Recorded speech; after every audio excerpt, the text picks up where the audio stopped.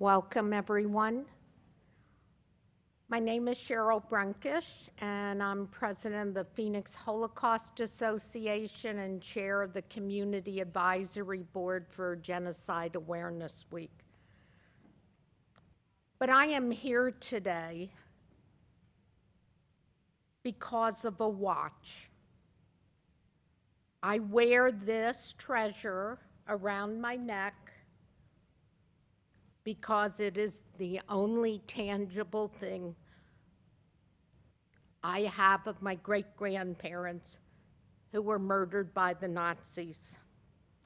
In 2009, my mother, who was 89, my daughter and I took a grueling trip to Ukraine to say Kaddish, the prayer for the dead, at the site of the mass grave of 18,000 Jews killed over 2 days in my mother's hometown of Sarny. Taking this trip was in a large part because of Father Desbois. I am the child of 2 Holocaust survivors. My father was a partisan living in the woods of Poland fighting the Germans. He shared very little about his experiences. My mother, on the other hand, told me much more. She had finished gymnasia, or high school, in 1938, but couldn't pursue her dream to become a doctor because she was Jewish. On September 1st, 1939, World War II began. Within weeks, the Soviet Union gained control of her area, Poland, as a result of a secret pact between Hitler and Stalin.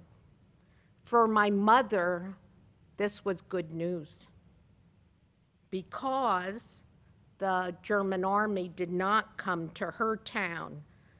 But more importantly for her, if she repeated high school in Russian, she could go to medical school. So my mother enrolled in high school again. 2 years later, just after graduating gymnasia a second time, Germany breached their pact with the Soviet Union. With bombers overhead, my mother ran from Sarny, along with her sister and mother, just hours ahead of the invading German army. But her father and grandparents stayed. They didn't believe it could be that bad. Fast forward to 1944, when she returned from Armenia, where she had spent the intervening years in medical school. Sadly, she found no surviving family and learned about the killing of the town's Jewish population from a friend who had survived by falling into the ravine with her family, pretending to be dead, and crawling out of that mass grave when the shooting stopped. This friend told my mother that the ground was moving for days after the massacre. I don't remember when I first learned about the Holocaust, because I feel like I've always known it. But quite frankly, I didn't fully believe the stories my mother told me because it isn't what I had learned from history class or how the Holocaust was portrayed in books and novels. There were no gas chambers in my mother's stories, no camps with familiar names. I knew the names of camps, but none of this was in my mother's stories. But that all changed in 2008 when Father Desbois published his first book, The Holocaust by Bullets. My mother read and reread the book many times and would say, "See, I told you this is how it was." Father Desbois, a Roman Catholic priest and Holocaust researcher, is the founder of the international human rights organization Yahad-In Unum. He's also a prolific author, a distinguished professor at Georgetown University, a forensic detective, and world-renowned human activist. He has committed himself to a lifelong effort to fight the disease of genocide. In addition to his research on the Holocaust, the results of which are memorialized in an exhibit now at Hayden Library, which I hope you've all seen. And if not, please take time to go visit the exhibit on the main floor in the library that's here until April 17th. He has also applied his research processes to help document and reveal the evil leaders behind the Yazidi genocide of 2014 in northern Iraq. The work of Yahad has also extended to Central America, where he has researched genocide in Guatemala. And now, unfortunately, he is conducting research to document crimes against humanity in the current war in Ukraine.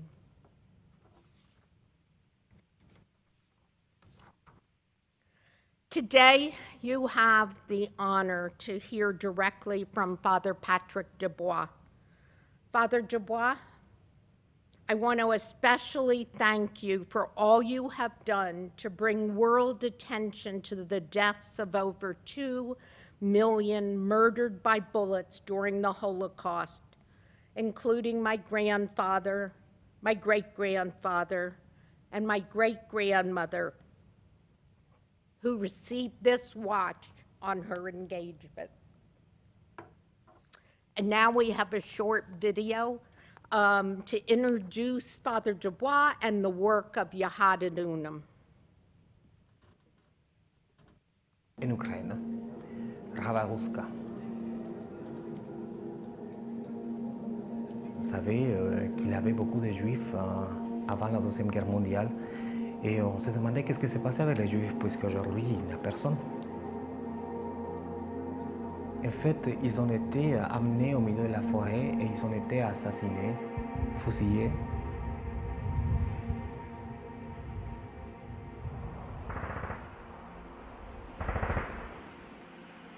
Et puis on a découvert que les Juifs n'étaient pas enterrés, que personne ne savait où c'était, que personne ne voulait parler, que tout le monde disait il n'y a jamais eu de fusillade.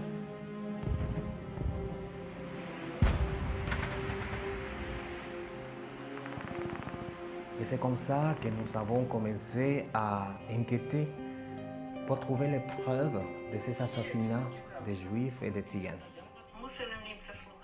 Et depuis 16 ans, eh bien, on frappe à la porte et on demande est-ce que vous étiez là, madame? Et est-ce que vous étiez là, monsieur? Et si la personne répond oui, eh bien, on essaie de sauver la mémoire de l'Europe. Nous avons collecté plus de 7000 témoignages. Je dirais que c'est un challenge difficile parce qu'il a fallu admettre que finalement les voisins des Juifs ou des Tziganes sont contents parce qu'ils auront la maison, parce qu'ils auront les filles, parce qu'ils auront l'argent, les bijoux, les chaussures. Il y a toujours des angles morts hein, dans les génocides, dans les crimes de masse, dans les crimes en général. Et nous, notre mission, c'est aussi d'aller dans ces angles morts-là. C'est ça qui nous a amenés dans les petits villages des peuples quichés au Guatemala. Selon les historiens, il y a eu entre 250 000 et 500 000 victimes. Là encore, on a interviewé des femmes, des hommes qui ont survécu. Je me souviens de cette femme qui était enceinte de 8 mois, qui a été violée alors que l'on tuait son mari et ses autres enfants. Et donc ça nous a ouvert à nouveau la zone grise des massacres de masse dont personne ne parle, que tout le monde oublie, parce que c'est pas à la mode, parce que ça n'attire pas les médias. Et puis est arrivé le génocide des Yazidis par Daesh. Lorsque moi-même j'ai vu les images à la télévision, ça m'a paru clair qu'il fallait aller en Irak. D'organisation de recherche, d'organisation de recueil de preuves et d'enseignements, on a développé une expertise d'aide aux survivants. Et c'est ça qui nous permet aujourd'hui de pouvoir agir quand il se passe quelque chose dans le monde. Certains sont mobilisés par le réchauffement climatique et c'est très important. Certains par l'écologie et c'est très important. Mais tous les jours aussi, on tue, on égorge, on met des bombes. Une fois c'est à Kaboul, alors bon, Kaboul c'est loin. Une fois c'est au Nigeria, oh ben on ne sait pas trop où c'est. Et puis tout d'un coup, c'est pas loin de Paris. Tout d'un coup, c'est à Nice. Tout d'un coup, c'est à Orlando. Alors là, on est touché. On est touché parce que c'est les voisins. Il faut que chacun prenne ses responsabilités. Yahad, c'est aussi pour connecter d'autres personnes qui dorment mal lorsque l'on tue quelqu'un très loin. Si on continue à bien dormir, on va se réveiller dans un cauchemar.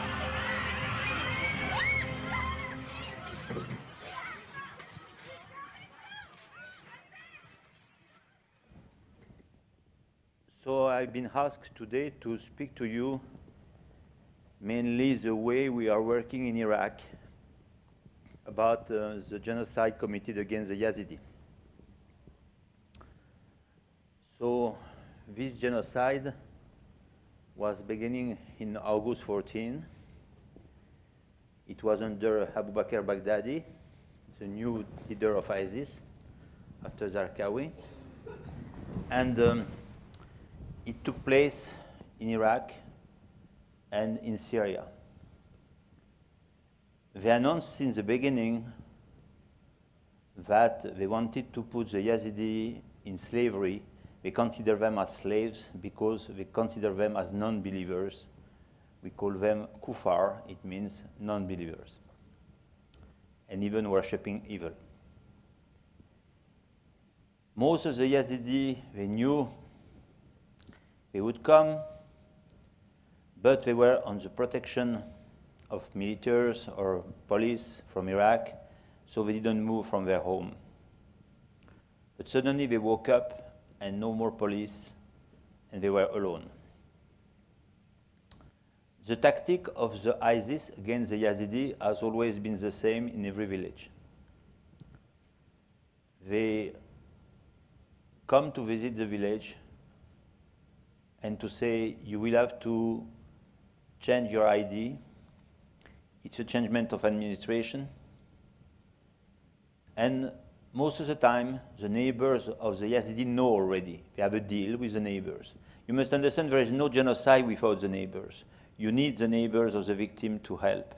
Because if the neighbors are against you, you cannot do anything. And after, when the Yazidi began to hear there are shootings, there are guns, etc., they are afraid, so they take their car to try to escape. But in fact, there are checkpoints on the road, and they ask them to stop. When they see there are Yazidi, they ask them if they accept to convert to Islam on the spot or to die.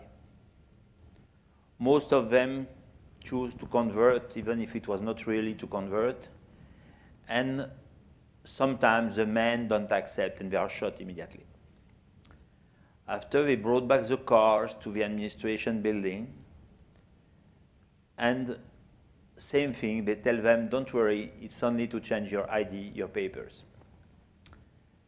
But suddenly they close the doors and here begins the nightmare. They will extract the babies from the family.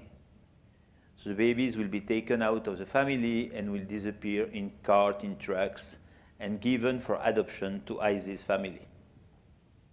Until now, many Yazidi are still looking where is their child. After, they will ask the men to go out. And under 11 years old, they kept them alive.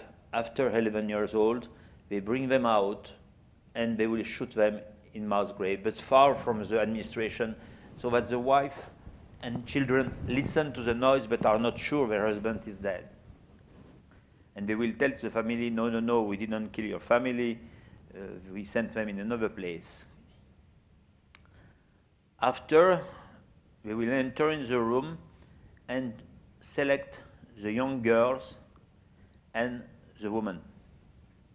So the women, when they see that, they give a ring to their daughter and a baby and say you are married. So ISIS, not always, but very frequently, they know that the Yazidi try not to show their young girls, so they bring doctors, and they will isolate each girl to check the virginity of the girl. If the girl is virgin, she will be put in one part, and they will be sold together by big groups. You know, they can be sold 100, 200 by trucks, by buses, and they will go from jail to jail. The woman will be also selected, but separately. And if people are too old, cannot walk, have health problem, and that, they will shoot them apart, but also not visibly.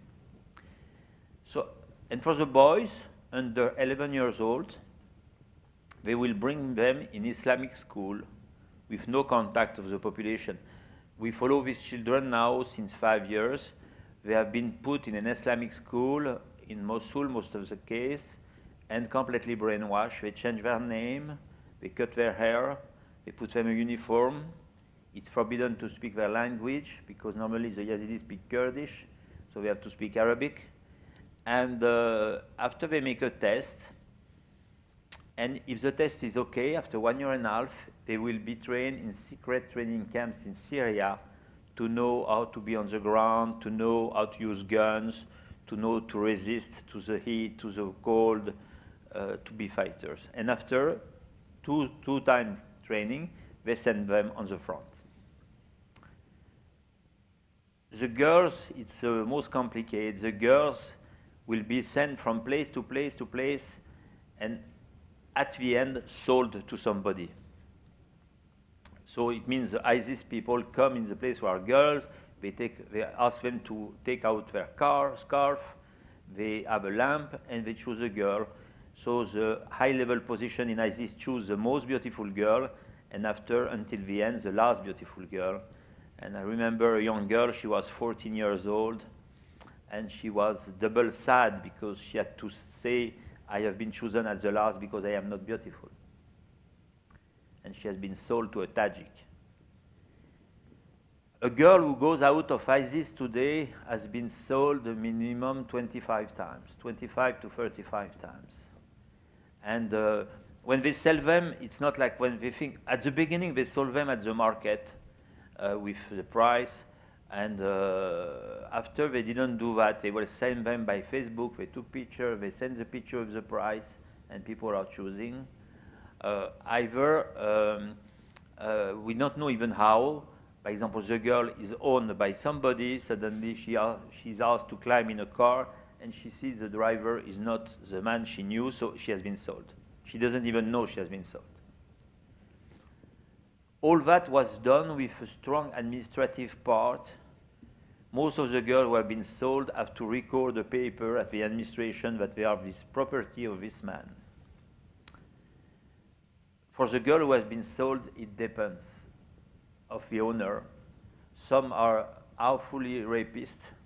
They will rape her during 2 days and sell her to somebody else.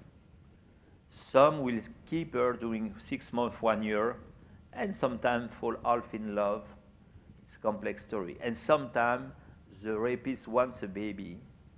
So sometimes the girl succeeds to see a doctor and to take pills not to have babies, but suddenly when she finishes, she had 2, 3 babies. And these girls, now, as you imagine, it began in 2014. So if they go out of ISIS today, it's 7 years of slavery, 7 years of rape, 7 years of changement of name, and a life completely in a bubble with no information about the planet, and always suited in black, no contact with anybody. So what we do is that we have interviewed now 450 Yazidi just when they escape, because normally at the end ISIS was missing money, So the guy was buying a boy or a girl. Suddenly he wants money, so he gives the phone to the boy, and he phones to somebody, his mom or an uncle, and he say, if you pay $25,000, $15,000 for a boy, they will liberate me. So the family most of the time try to find money everywhere and to pay the ransom. And sometimes, unfortunately, sometimes they pay and the person doesn't go out. And sometimes they have to pay a smuggler to steal the girl and to steal the boy. And I have made a book, but it's not translated in English, about the smugglers. And what that story, because for me, I'm working on that since now 5-6 years with my team. I'm not alone. We are 3 working on that, and we are 18 in Iraq. We see the damage of a genocide. You know, when it was in the news in 2014, all the journalists were there, New York Times, CNN, etc., showing image and finding the mass graves. But suddenly they were moved to Syria, to Mosul, and all the media left very quickly, and the light of the media disappeared, and nobody paid interest.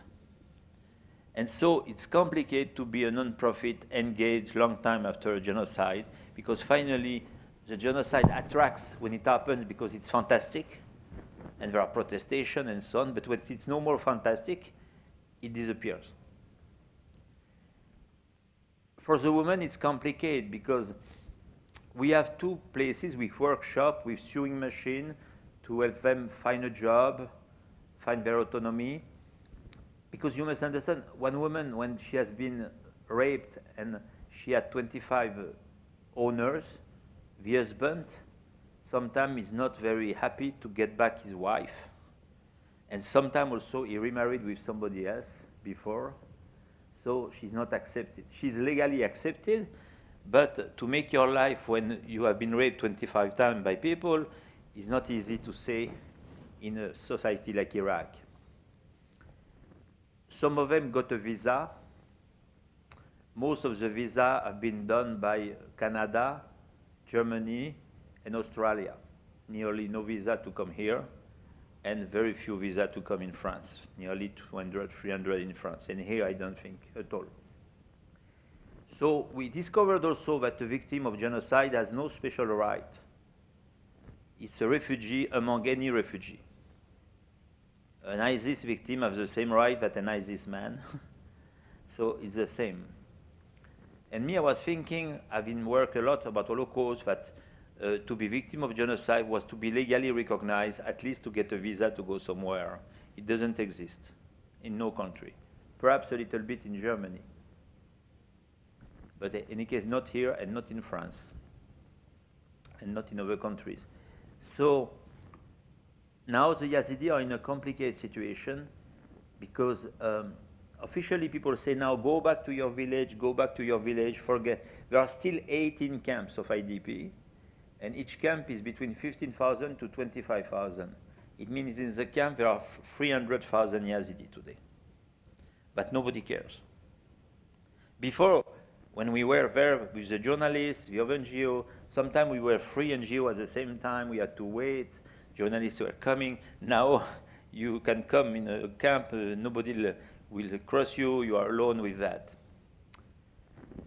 So it raised many questions because also it's very sad because the birthday of the genocide is the 8th of August 2014. So every year for the commemoration, there is no commemoration of course, and on every camp the children make panels say genocide. For me, it's so sad that it's the children who have to say, we had a genocide, and it's written only on a small piece of paper at the entry of the camp. So our job is to make 2 things, is to investigate, because ISIS was full of foreigners. ISIS was very attractive. They were American, they were Canadian, they were Norwegian, they were French, many Belgian, many German, many Chinese, Uyghur, but nobody wants to hear about. Many also from Arab country, many Saudi, many Jordanian, from many Iraqi, many Syrian, many Tunisian, many Moroccan, etc. It was ultra attractive. Why it was attractive? I think they had a strategy to say, today we are in a new time, today it's the coming back of the caliphate, you have to join, you will be a hero, you will be a really good Muslim. And so many people were dreaming to have finally a caliphate where all the rules of Muhammad will be applied, and also the fact that they have sex slaves, as many as they wanted, and beautiful houses, because they were living in the houses of the Christian or the Shiite who have been killed or erased before. So it was attractive. So now many ISIS are coming back. They come back in America, they come back in Europe, they come back in other countries, and they have always the same language: we did nothing. We did nothing, we were only guards, we knew nothing. We never had slaves, we never did all that, we never beheaded anybody. And mostly the women said, no, my husband was not nice, I always stayed at home, and I saw absolutely nothing. Because their lawyers tell them to say that. But when we are on the ground through the witnesses, we never found an ISIS, male or woman or female, who did nothing. It's simply impossible. And so our task at our level is to provide witnesses. We have actually succeeded to extract a witness from Iraq, and she's protected witness since 2 years. And we are in a second trial, actually, against another ISIS lady. And we opened also 8 police cases in Belgium against ISIS people who came back. So there is both healing the victims. You have 5 centers, 2 centers for children and 3 centers for women, saving the memory for justice, working for justice, but also teaching what is an actual genocide. An actual genocide in the law, it doesn't mean you kill everybody. It means you don't allow a population to stay who they are on their land. So, by example, the Yazidi couldn't stay Yazidi. If they wanted to stay Yazidi, they would be all dead. So it's fitting in the international law about genocide.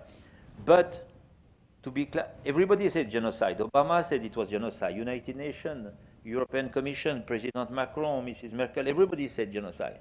It doesn't give any right to the victim. So it's why, for me, I was so, in one way, disappointed. Because the first time I went to United Nations with evidence of this genocide, and when I got the fact that there was no answer, only political answer. And I know somebody very well known, but I cannot tell you the name because she's very well known in America. And she received me in a private office in Washington, and she told me, Father Patrick, it wasn't during Obama time. You, like me, you know that no army will work to stop a genocide. And that's true. That's true. It's why confronting a genocide, you must understand, it's more a challenge of the social society to work. Now we have internet, we have phone, we can connect, we can send money, and you can act. And I can tell you, by example, the salaries are not very high in Iraq. A nanny who is taking care of children receives $200 per month. The psychologue with a PhD receives $1,000 per month. So it's not budget, like crazy budget, but who cares? And so I would say, if you are conscious of that, first document yourself. Secondly, try to help at least one person. Because I say, you know, in the Jewish tradition, they say everywhere, when you save one person, you save the planet. So, but after you have to do it. And it's not so expensive. An orphan is like $40 per month, because an orphan has nothing, he has nobody to take care, he has no suit to go to the school, etc., etc. So here we are. Don't hesitate if you have any question. So this genocide began in August 14, is not finished, because ISIS is not dead, and they still have Yazidi as slaves. But these slaves, they have been brainwashed, and now they are ISIS.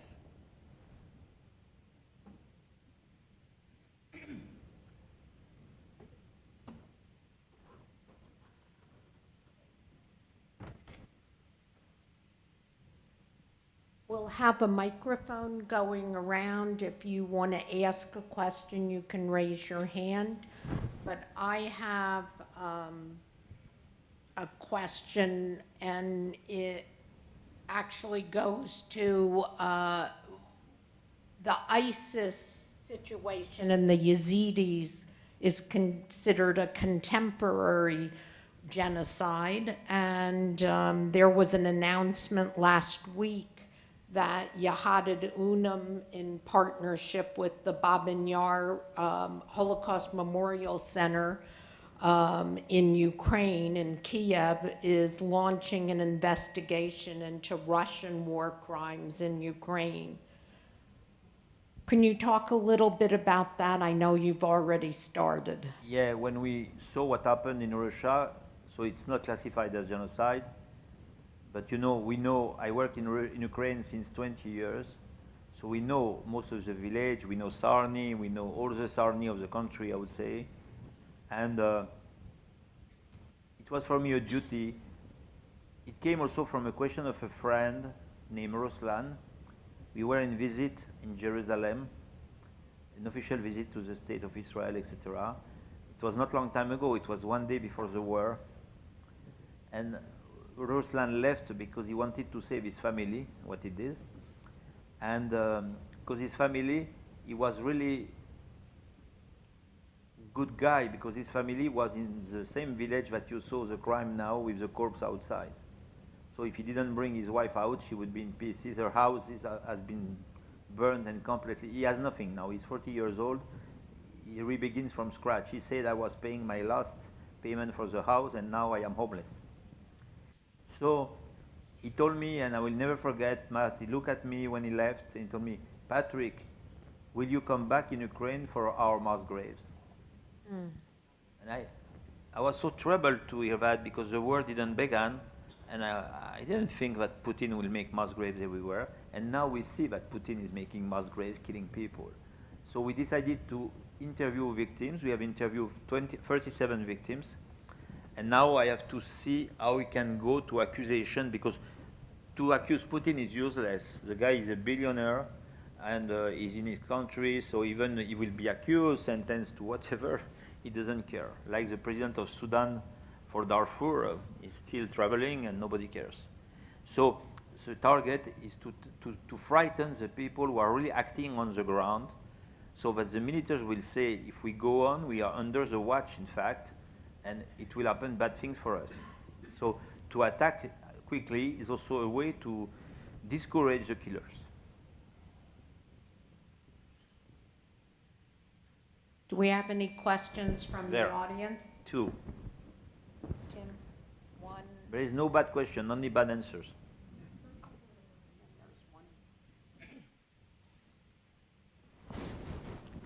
Yes, sir. This is kind of like a two-parter. Having been in Iraq and understanding the political and religious climates, what do you find are the hardest, are your hardest obstacles to overcome when you're locating the victims, and then when you're trying to identify the perpetrators? And in that regard, once you do locate the victims and the perpetrators, how do you verify the locations of those mass graves and verify who's in them, given people not wanting to, the political and religious climate there is just crazy. So it's getting past all of those hurdles. How do you do that? The biggest obstacle in Iraq is administration. It means anything you want to do, you miss papers. They change the rules always. I gave you an example of my last travel. I needed to go to Mont-Saint-Jean, and you have to get the authorization of Secret Service, after the governor, after again Secret Service. And when we went, finally, we had no authorization. And we crossed, for 150 kilometers, 70 checkpoints. And half of them were Iranian. So it's a luck. They were thinking I was Yazidi, so they don't ask me anything. But the last time I did that, I was arrested with 2 hours, and I did it the support of the French embassy to take me out. So administration is everywhere and not helping you and trying to slow down all the processes for anything. And so, by example, the mass grave, we found 35 mass graves at the very, very beginning. And we proposed at least to protect them because the bones were eaten by the dogs. So I say, you know, we give Nobel Prize to somebody, but after the bones of the victims is given to the dogs. So it's a complete gap, but nobody cared. People explain no and no and no and no and no. So at the end say, okay, let's forget the mass graves, etc. All the system, and in many countries like that, is not helping you to do the job. If you could forget it, it would be better. And also a huge corruption, and that I never accepted to participate in. We have a question in the back. Hello. I have a few questions about the Yazidis. Did you say they speak Kurdish? In their family, yes. The Okay. Yazidi from Iraq, they speak Kurdish. Are they related to the Kurds? And I'm just curious, as far as what the Turks did to Kurds. It depends, your hypothesis. People say that all the Kurds were Yazidi and that they converted to Islam, but its history of the Yazidi is complicated to establish very clearly. But they are like Zoroastrian. They are not Muslim and they are not Christian. I say that because very frequently, as I'm a priest, people ask me, why are you taking care of them? Because they are not Christian. So they are not Christian, they are not Muslim. They have a kind of religion who is very near from the Zoroastrian, praying in the morning with light, etc., with candles, etc. Well, did the Turks commit genocide on Kurdish populations too? Is that considered genocide? You know, I don't answer to this question because I've been already arrested 2 times in Turkey, and I think it's enough for me. I have one last question, if I may. I just kind of study the area a little bit, and I have a question about how Christians are treated in Arab lands.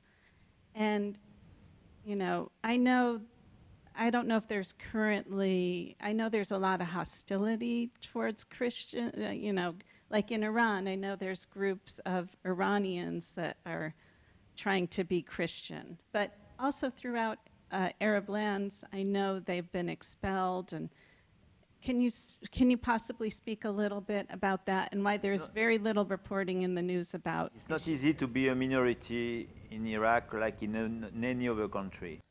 The situation of the Christian is complicated. If you had the power to give a visa to everyone, you would fulfill the flight in 1 minute, both with the Yazidi, both with the Christian, both with Iraqi. It's complicated. I say that because it's not easy to be Iraqi in any way today. So they all dream to get a visa to go away, all of them. For the Christian, there are much less Christian than was before.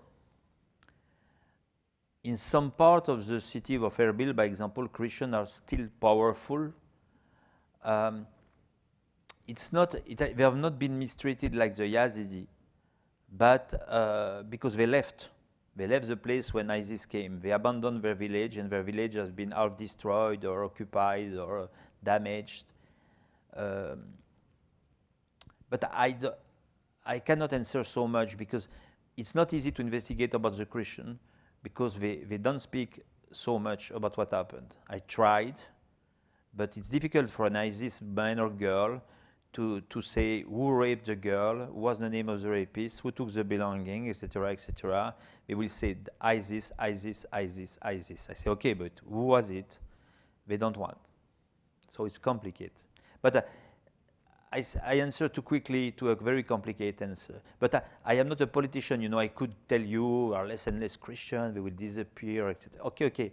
But me, I work on the ground, and I go to the Christian part of Erbil, and I go to the barber, and I feel very safe. So you must understand, we are a very ground organization. No statement about Erdogan, no statement about that. I make statement by exception now about Putin, and I know, of course, I will never go back to Russia.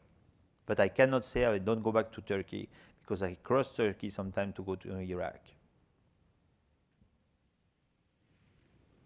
Hi, Father Desbois.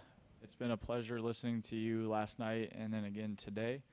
A question that I've had stems from Samantha Power's book, The Problem from Hell. She talks about genocide happens, it's hard to stop once it starts. We think about, short of sending in the troops, denunciations generally don't work. Think about the Uyghur genocide in China, what's going on in Ukraine, and not having the military option to stop those. So my question, you often talk about the humanity of perpetrators, victims, bystanders, and that we could all be any of those categories, and the importance of education. So my question is the best way to stop, or the only way to stop genocide is before it happens? It's an impossible question, because before it happened, it didn't happen. And so you can see that a country is turning to make a mass crime. First, you can have a mass crime, war crime, crime against humanity, and genocide. It's not the same. There is legal definition of each crime. And you cannot say crime against humanity is a genocide, a mass crime is genocide. No. So you must know what's what. To prevent it, I don't believe in it. The mass killers are strongly politically, financially, and when they decide the genocide, it means that they know they can do it.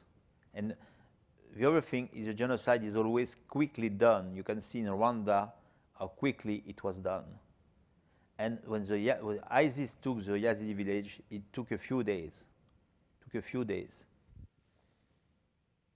What I see positively in America is that us as civil society can act a lot. I give you an example. I am professor in Georgetown, and when the problem arrived in Afghanistan, when America left Afghanistan, there was a lot of people to save. They have not been saved by your country, by the State Department.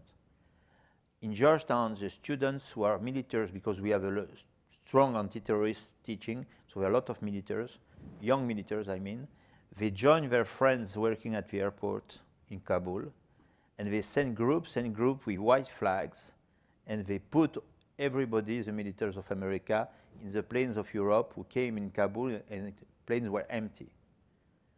And they did much more than any international organization. I know another lady, very well known, Diane von Furkenstein. She gathered money in that, and she gave an agreement with Qatar. She sent cars of Qatar because the cars were not arrested by the Afghani, and she extracted thousands and thousands of people. So I think actually with the social society we can do much more than we are thinking. But if you wait your president to do something, United States, the Pope to do something, Macron to do something, you are like a spectator dreaming on a situation that doesn't exist. They will work to stop a war if they are attacked. You know, me, I'm French, and de Gaulle was the most well-known president, and there's still a reference in France. He said something very strong. He said, at a certain level of interest, a country has no interest except his own interest. And so if you admit that, you are in geopolitics. If you don't admit that, you are with angels. So me, I don't wait for my president to do that and that. Okay, he does what he can, and sometimes it's well done, but you can act. And actually, with social media, we have a capacity we never got. We never got. Us, all our interviews in Ukraine are done by Zoom. Me, I never imagine you can make Zoom in a country who is attacked by a Russian. Yes, you can. Yes, you can. And so you can do a lot. You can send money by Western Union. We sent money by Western Union in Ukraine, in the worst place. It's still working. Because if the guy cannot get to the place, he can find a friend who will go, take the money, bring the money, etc., etc. So we are also in a very well-connected planet. And again, genocide is very useful. The other thing that is useful is that when you find something, you transmit quickly to journalists, and the images are quickly in open air. So suddenly the killers are in the news. And so that's a strong, strong arm against them, because, you know, for the Russians, we know day by day what they do. It didn't happen in Auschwitz. Imagine in Auschwitz if every day we had news. Imagine in Auschwitz if the Jews have kept small telephone to send pictures. We didn't get that because it was too early. Now I think, but in some cases, like ISIS, unfortunately, ISIS was the master of the mass media. They propulse emission day and night, and they are still doing it. So it depends where. But in Europe, and Ukraine is not far from Europe, the social media are so much developed that everybody has a small telephone. Everybody sends you pictures of an arrestation. Even today, I spoke with somebody. He said, "Do you want picture, father?" And he sent immediately picture. So we can do it. As you said in another campaign, yes, we can. Thank you so much. I have to tell you, I've been studying the Holocaust professionally for over 30 years and my whole life beyond that. And last night's presentation this morning is one of the most moving I've heard. I wouldn't say it's a pleasure, but it's something. And I want to ask you, you know, your presentation of, I didn't sleep last night, so I guess I can work with you. I'm allowed, as per your rule. Your presentation of human nature was what struck me the most, and it was not uplifting, to say the least. And I wonder if you could speak for a moment. I mean, you're a priest, and you're committed to that. How has this work affected your religious worldview, and how is it now exactly? How do you understand what religion is supposed to accomplish? How do you understand human nature based on what you've seen and what you've discovered about human nature? For me, human nature is very fragile. You can do the best, you can do the worst. And the degree of civilization in one country is very fragile. It depends on the culture, of the atmosphere, and it can deteriorate very quickly. I see that for Russia. I mean, I've been in Russia many times. I've been arrested only one time, and expelled only one time. But I have been in many places, and I've always been welcome with simple people and that. And suddenly, to know that everybody is believing that Ukraine is Nazi, and that Zelensky is a Nazi, in spite that he's a Jew, and that that they are brainwashed like that. For me, what is frightening is the capacity of propaganda. I was thinking that propaganda in modern world couldn't work. Propaganda in a country with no electricity and that, I was thinking, okay, only one channel of radio, TV, it's okay. But a country when you have 20 channels of TV, when you have internet, access to everything, but suddenly they believe in what Putin said. The other day I interviewed somebody who was saving people in Ukraine because they are also already saviors. And he told me that every time he crossed a checkpoint, if the Russians don't know him, they ask to open his shirt to know if he has Nazi tattoo. It's to know they believe it, they believe it, they believe it. And so for me, that's a nightmare. If propaganda is still strong enough to brainwash a full population to be behind their boss and to do what they have to do, I was thinking it was the time of Hitler, with radio, with meeting, was the time of Stalin, was the time of Mao. But today, that Putin has this, for me, what is the most frightening is the propaganda of Russia inside Russia, and that they believe it. Because we have many testimonies, we have connected friends, and they still believe it, and they say nothing we say is true. And the other thing is that I saw three categories of people when you have a genocide or war. Majority of people, they don't care. They are looking to keep good food, to keep opportunity to have normal life, and that's it. Another part is the people who wake up very bad.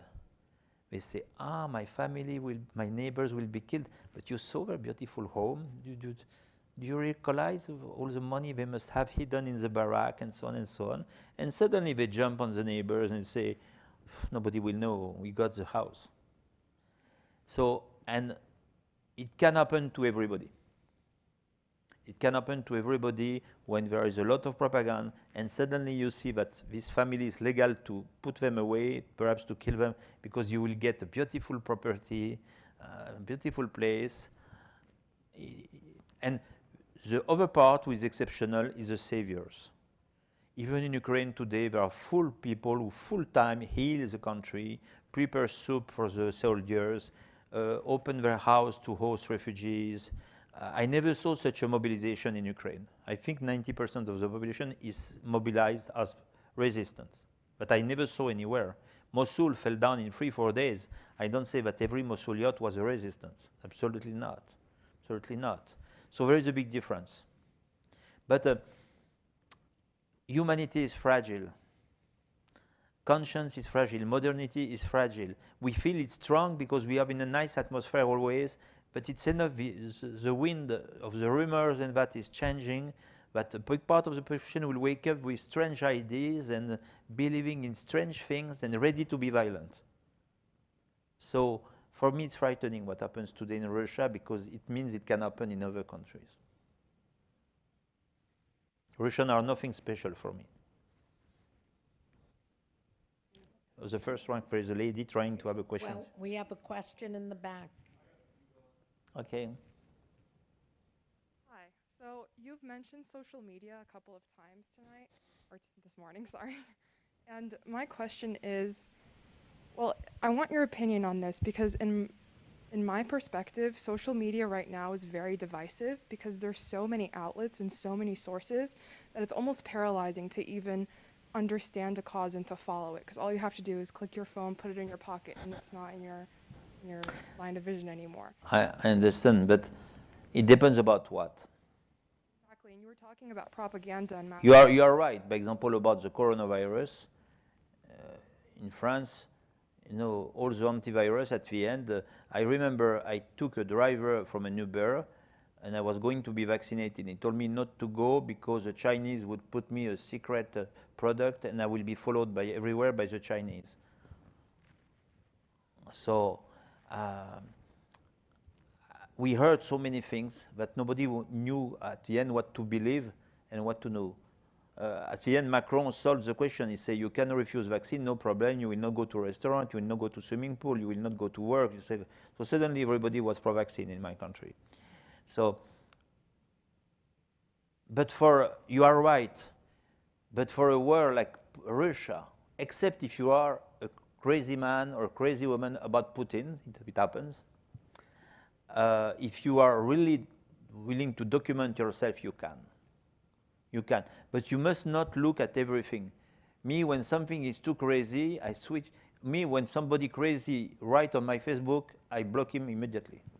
It's the last time I see him. So you must make your way in the social media.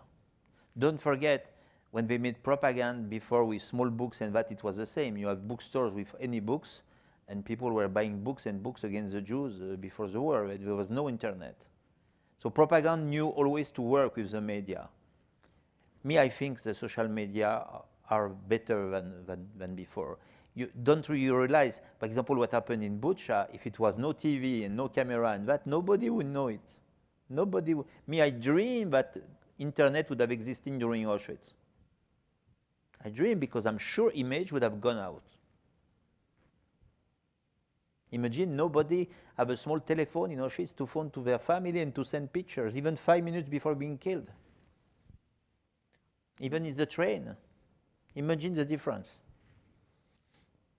What can we do here in the United States with social media as it relates to what's going on in Ukraine? For me, to educate, to support the people who are revealing the truth, to share what they share, and also if you have even little money to help people who are working, because at the end, you know, some people are starving because there is no food, some people have no defense because they cannot buy everything, so money is also something that can help, even little money. And there are many, we are not the only one, there are many NGOs working on the ground, and also there are many false NGOs working on the ground also. I can tell you, I don't want to give name, but there are people who make a lot of money saying they work on the ground. It's also, there is a market of charity when you have a genocide. But take your responsibility, divulgate the truth, support what you can support. In your experience, in addition to individual responses, do you have any ideas for how nations could develop a process or system? That is not, it's not my level. I feel I'm not at all a pro-Biden, but I feel that American government is not working so bad for this problem.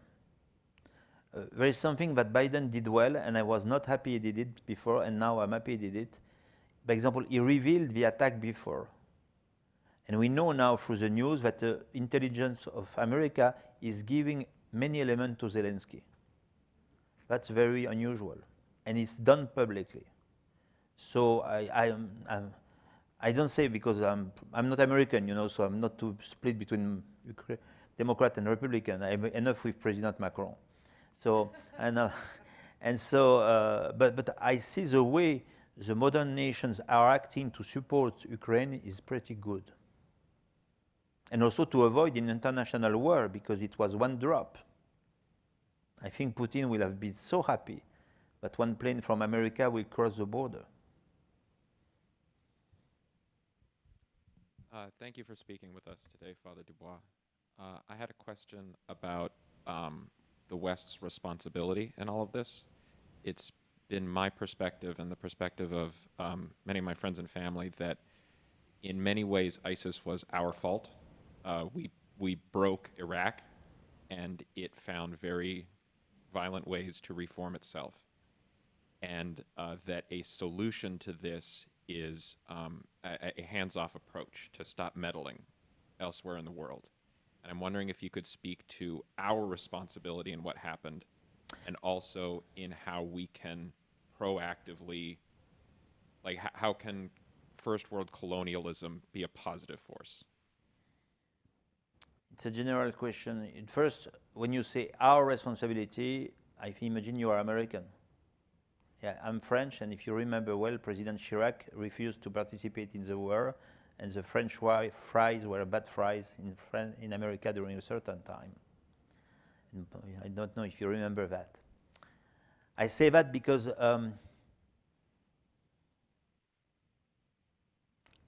you are right, but me, I stay at a positive level today. You must understand, when America left, by example, if you say America was bad and I don't agree with the war, I was French, I was in favor, we don't enter in the war, and that is clear. But when Americans left, the same day Iranians entered.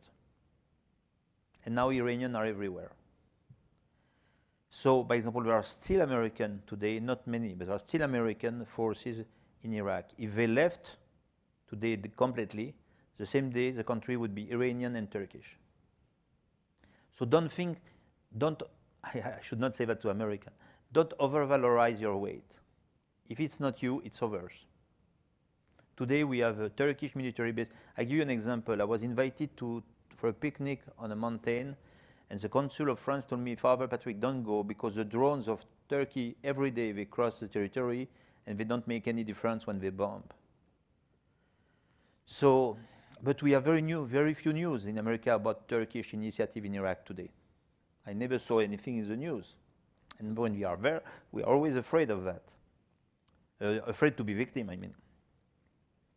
You have very few news here about Iranian in Iraq. And so, since a certain time, American is one among many leaders. I see that from outside. When you leave, other people are coming.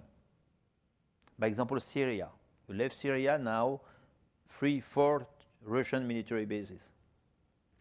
And so, another problem that modern countries like America and Europe have, first we always say we are guilty. You will never see Russia say they are guilty. You will never see China say they are guilty. You will never see Erdogan say he's guilty. Secondly, as we are democracy, you are subjected to election. You will have election in America. In 10 days, we have to vote a new president in France. And so we are under a lot of international law and under public opinion. But the dictators like Erdogan, like the president of China, like many African countries, etc., they don't care about public opinion. They do what they want. They don't care about United Nations. They don't care about NATO. They don't care about all that. It's what happens today with Putin. Putin does what he wants, and us, we are bound by our international laws. And our machines are not working well in front of that. So I think that our step is not to look for the past. I agree. I don't agree with the war what was done in Iraq. We were against, and we're still against. But today, the confrontation, for me, the next confrontation is what happened with Putin. Imagine if China does something now. If China takes Taiwan, what will America do? Can we boycott China? And so I think the President Sarkozy said 2-3 weeks ago, because Macron was consulting the ex-president to know what to do with Putin, and when President Sarkozy went out, he said, all our machines of 20th century don't work. NATO is not working, United Nations is not working, G20 is not working, G7 is not working. We are not adapted to this new challenge of countries who don't care about all that. Our machine, you know, for example, United Nations, what are they doing concretely to stop Putin? They cannot. They cannot. And so, for me, the gap between it makes the democracy very weak, actually, because we are confronted with big elephants who don't care about all that. You know, I worked in geopolitics. It's not my subject here, but I worked in geopolitics before. China is supporting Putin, but not lightly. But India too. So it means, you know how many populations there are in these two countries. So we try not to mention India because it's not nice to say that. India, we want to give France. But imagine, India is not a dictator for the moment. But imagine if India was, who could stop them? So it's why I think we have to review our international organizations. Because they are old-fashioned compared to what happens with Putin and Erdogan also. I see Erdogan because I am in Iraq, so I see them a lot. But China, I don't know so much because it's not my field work, I would say. And I give you another example. The president of North Korea is crazy. Everybody knows it. Everybody is smiling. But imagine if one day he sent a bad bomb. What will we do? What will we do? And why we don't act before it happens? And so, I think we will have to review our international structures actually, because they are good. NATO is useful, United Nations it's useful, but it's no more adapted. It's no more adapted. And Putin, what it does today for us, it's an alarm clock for the planet. Because if he loses, it will be okay. If he says he's a winner, it will give ideas to other countries like him. Don't forget the Chinese with Taiwan. But even if you take Taiwan, the French will not go to deliver Taiwan. I can tell you. I'm not sure the American army will bomb China. It's impossible. It's simply impossible. So we are like that. And they are not like that. So for me, I see the difference. Whereas the bombing from Erdogan today in Iraq, it's forbidden to say it. There are military bases from Turkey in Iraq. I must not mention it. So where are we? Imagine if there were Americans, suddenly new big American military base in Iraq, it would be in all the news. So you see the difference?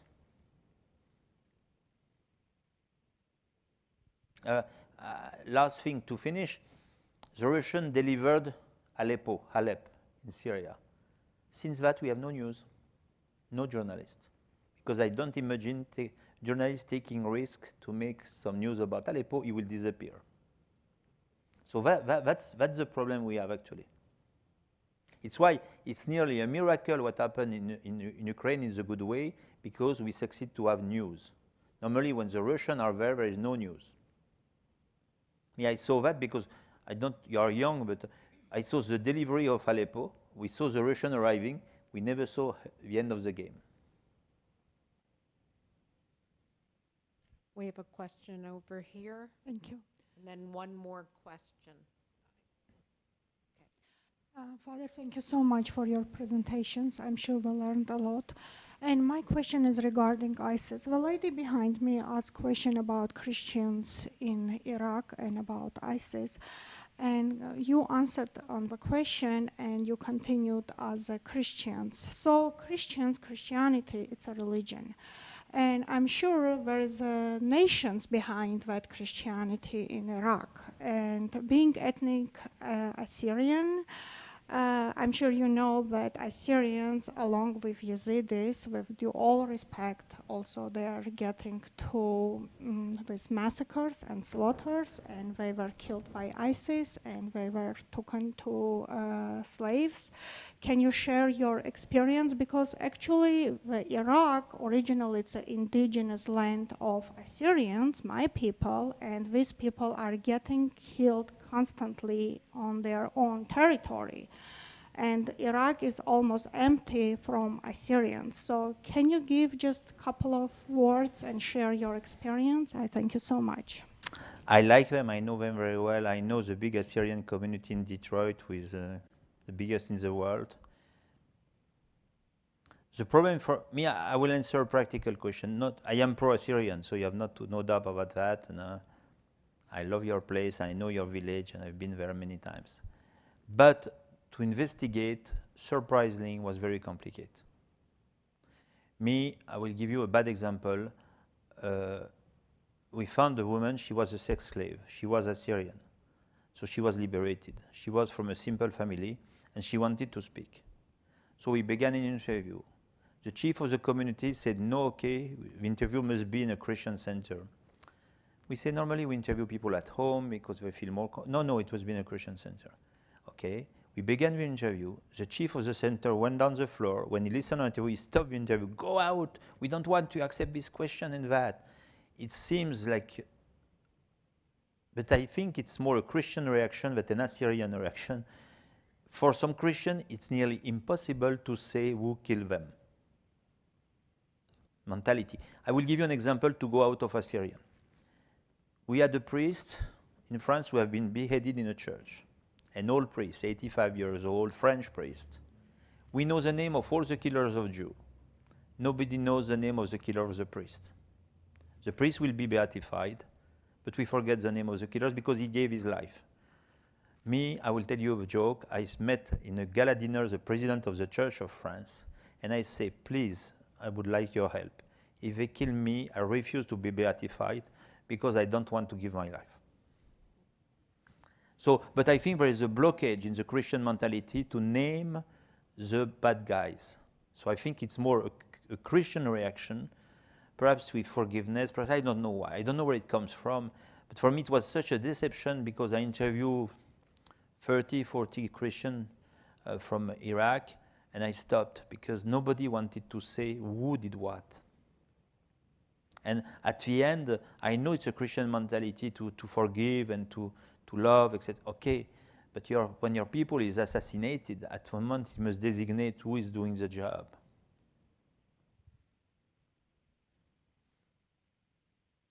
Okay, in the back.